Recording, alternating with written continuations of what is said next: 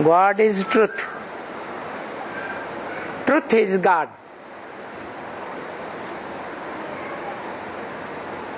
क्यों? क्योंकि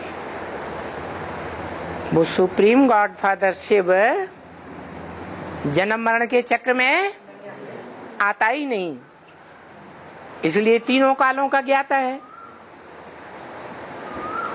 तीनों काल का सत्य उसे पता है, भूत, भविष्य और वर्तमान भी। वो एक ही सत्य है।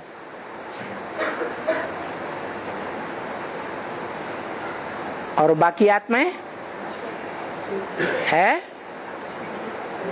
बाकी आत्माएं एक ही सत्य है, इसलिए एक ही सद्गुरु है।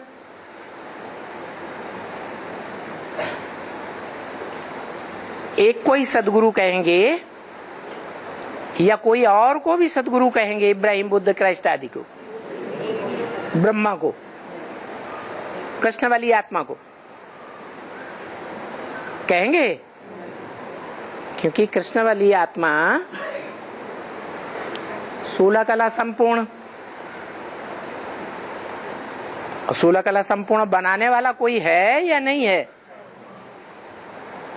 तो बनाने वाला सत्य हुआ या बनने वाला सत्य हुआ? बनाने वाला सत्य हुआ। लेकिन जिसे हम कहते हैं सत्य धाम का रहने वाला, सदा सत्य, वो सद्गुरु है।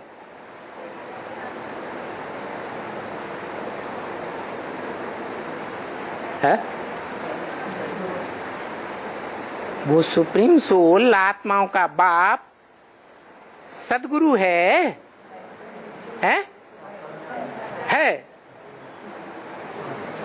सुंदर मेला कर दिया जब सद्गुरु मिला दलाल। सद्गुरु दलाल है या नहीं? तो साकार है या निराकार? तो फिर निराकार सद्गुरु हुआ है? साकार में वो निराकार प्रवेश करता है, फिर प्रवेश करके सत्य ज्ञान देता है।